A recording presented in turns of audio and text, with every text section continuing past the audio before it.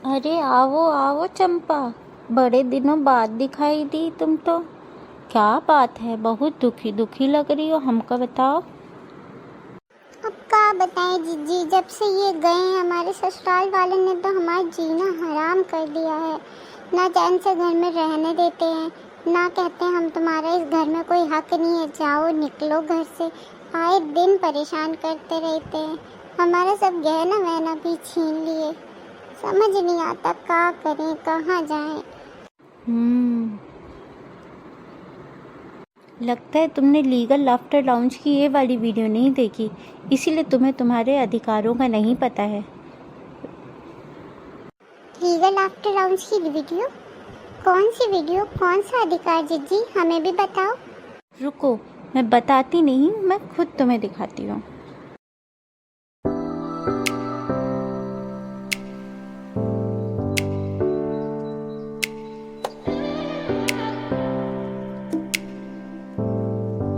नमस्कार दोस्तों, आज हम एक बहुत इंपॉर्टेंट टॉपिक पे बात करने वाले हैं कि इंडिया में हस्बैंड की डेथ के बाद वाइफ की प्रॉपर्टी में क्या क्या राइट्स बनते हैं।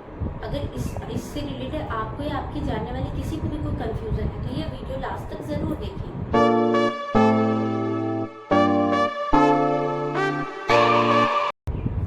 इंडिया में प्रॉपर्टी से जुड़े सभी केसेस हिंदू सक्सेशन एक्ट 1956 से रेगुलेट होते हैं। अगर वो पर्सन सिख है, हिंदू है, जैन है या फिर अगर वो किसी और धर्म से बिलोंग करते हैं, जैसे मुस्लिम हो या क्रिश्चियन हो, तो वो उनके पर्सनल लॉ से रेगुलेट होते हैं, जैसे कि मुस्लिम पर्सनल लॉ।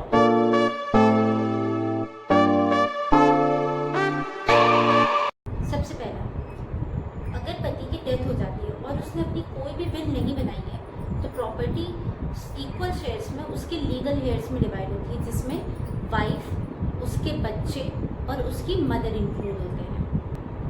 तो अगर 3 लोग हैं, पत्नी, उसका बेटा और माँ, तो प्रॉपर्टी इक्वली तीनों लोगों में इक्वल शेयर्स उसके बांट दिए जाएंगे। एग्जाम्पल, सपोज प्रॉपर्टी की वैल्यू है 90 लाख, तो वाइफ को मिलेंगे 30 लाख, बेटे को मिलेंगे 30 लाख और मदर को मिलेंगे 30 लाख।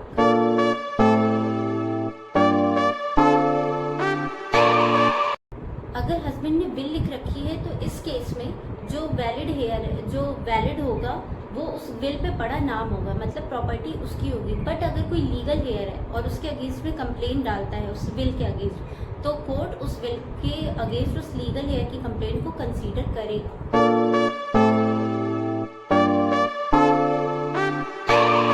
अगर पति की प्रॉपर्टी सेल्फ एक्वायर्ड है तो वो जिसको विल कर देगा उसका पूरा हिस्सा बनेगा उस प्रॉपर्टी पे। लेकिन अगर वो कोई एंसेस्ट्रल प्रॉपर्टी है तो चाहे विल हो या ना हो, उस पे जितने भी लीगल हेयर है सबका हक बनेगा।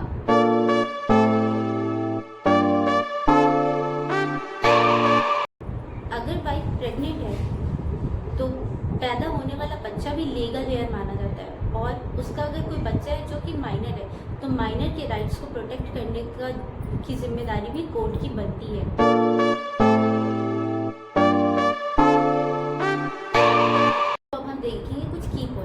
पहला कि वाइफ जो होती है वो क्लास 1 की लीगल हेयर होती है, तो उसका प्रॉपर्टी में इक्वल शेयर बनता है। दूसरा, जो सेल्फ एक्वायर्ड प्रॉपर्टी है वो हस्बैंड किसी के भी नाम पे विल कर सकता है, लेकिन अगर कोई एंसेस्ट्रल प्रॉपर्टी है तो वो सभी लीगल हेयर्स में इक्वली बटेगी। जैसे ऊपर मैंने बताया अभी कि वाइफ है, बेटा है और माँ है, तो तीनों में इक्वल शेयर्स बटेंगे।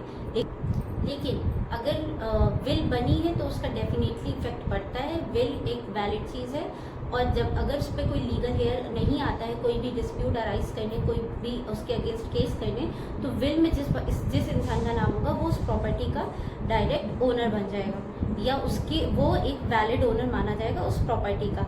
लास्ट, अगर उस पर कोई डिस्प्यूट होता है तो वो डिस्प्यूट में जो कोर्ट का जजमेंट होगा वो फाइनल माना जाएगा। तो दोस्तों, ये थी एक बेसिक जानकारी महिलाओं के राइट्स के बाद, महिलाओं के राइट्स की आफ्टर उनके डेथ के हस्बैंड की। तो अगर ये इन्फॉर्मेशन आपको थोड़ी भी हेल्पफुल लगी हो तो प्लीज़ चैनल को लाइक, शेयर एंड सब्सक्राइब करें, और मिलते हैं अपनी नेक्स्ट वीडियो में। तब तक के लिए जय हिंद।